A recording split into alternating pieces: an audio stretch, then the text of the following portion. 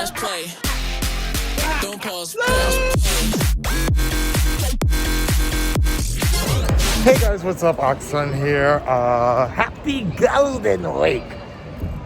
You can't tell, but it's a holiday called Golden Week. It's a sling of holidays in Japan from May the 3rd to the 8th or so. Lots of celebration. Luckily, it's also Star Wars Day, and we have Doctor Strange coming out on Star Wars Day. That's kind of weird. May 4th. Be with you. Anyways, I'm about to meet up with DC Sun. We're about to get into that Marvel, baby. Let's go.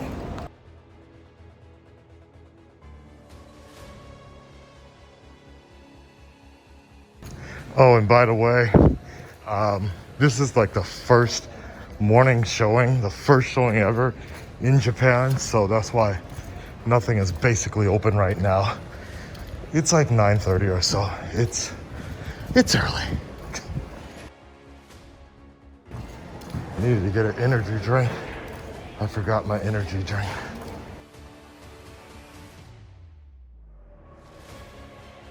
Holy shit, there's a lot of people.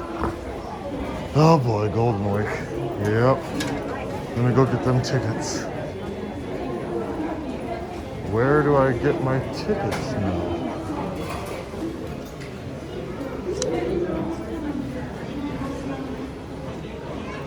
Alright, y'all, I'm gonna find DC Sun. I'll see you after the show. Strange.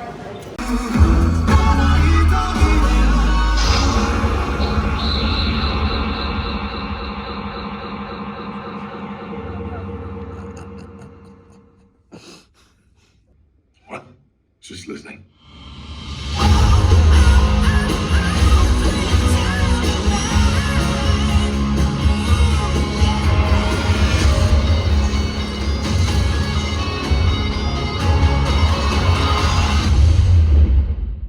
All right, y'all, immediately out of the theater here. We just got finished. It was a morning showing, 9:45. Oh my God. Now we're headed to the studio. We're getting ready for Moon Knight, the season finale. I can't take all this Marvel goodness, but Marvel has this way of making you feel different. Don't get me wrong, every movie does this, but I've noticed this a lot recently. Marvel has this thing with making you feel either really elated and happy, or sad and feel like crying. Fair about enough. Something. Fair enough. I don't know why it feels like that It's recently. Good. It's entertainment. It is, but man, I hate it. It's entertainment. So this is gonna be a no spoilers, and we'll probably just go after we get to the studio. We'll film an actual spoiler review because there's a lot of big stuff that's coming out. I'm trying to stabilize this. There's a lot of big things that dropped, and unfortunately, Marvel, for whatever reason, released a lot of TV spots early on. So if you haven't seen them yet, don't watch them. Yeah, don't watch them. Do what he did, and just outside of watching this video, don't watch or look at anything on Twitter or Instagram specifically dealing with that. And then the third one, YouTube. Just because everything is being even the legal stuff, even the stuff that they put out, like I kind of get it's why, still a spoiler. But it's a huge spoiler. If you wanted to go in as blind as possible, like there's I some did. big. Yeah, he had no idea. Anything. He had no idea. Even the TV spots, he had no idea that certain people were going to show up. So for me, I knew. But then even outside of that, they did save. I would say two really big surprises. Maybe three if you want to add in some other stuff. So the best equation to follow from here on out is watch the teaser trailer, and if you feel like it's not enough, don't watch anything more than the official trailer for any feature coming out. After that, stay offline. Don't look at anything related to it because you're going to get spoiled. But and it's worked for me so far. And I would argue maybe that for, like, if you're a really hardcore fan, if you want to go in, but not every movie is going to have something that's going to be like that amazing. I'll say this. If it's a movie dealing with Marvel, DC, or Star Wars, follow that format. Yeah, fair enough. Fair enough. The movie I thought was very well done.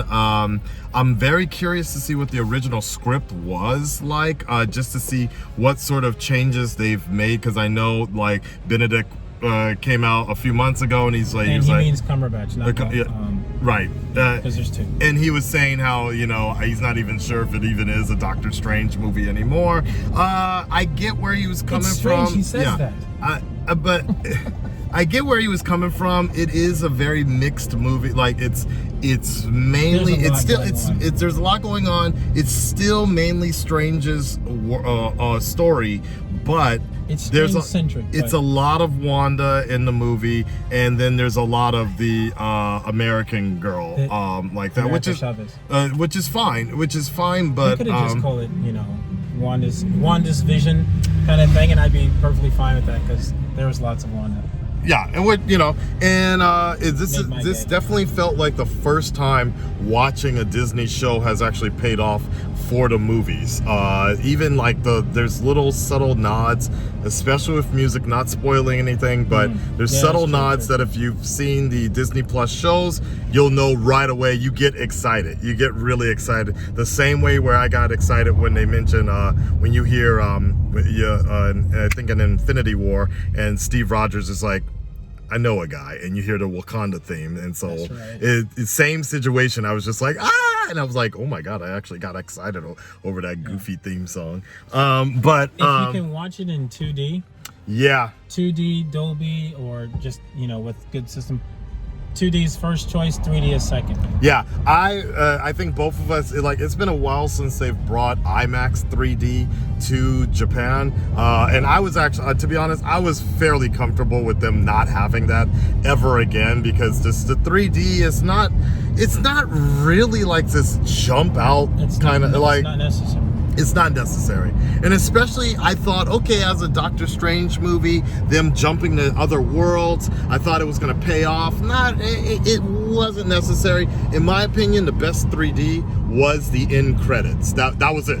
Because it's very subtle, very colorful, and it pays off really well. It pays off for that like 30 seconds. But exactly. But like you say, like the opening scene, honestly, it actually cheapened the scene a little bit. I'm very curious to see, maybe because my eyes were adjusting or whatever, but even the Avatar trailer looked kind of like whatever.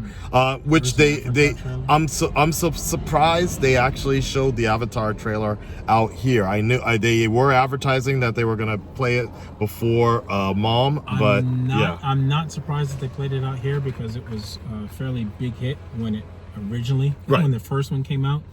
And because they need as much help as they can get with it, because, and it's not dissing it, but it's been a long time I get it. since it came out. It's like Incredibles 2. After a certain length of time, people either don't remember it or don't know it.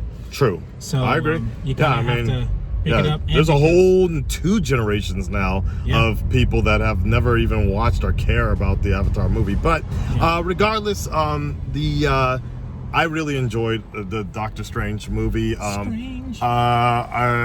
definitely jumped around a lot. The pacing was interesting. The score was interesting. Yeah, did you feel like it was long or just about the right amount of time? Yeah, I felt like it was just about the right amount of time that they had set out for. Yeah. But I still think, and this is going to sound strange, that more would have been fine, but really? I feel like they had trimmed it down because of what has happened recently with delays in other projects. Okay. I feel like they went and trimmed some things, and it's just the way it came off. Okay. It's not necessarily a bad thing, but I definitely felt it.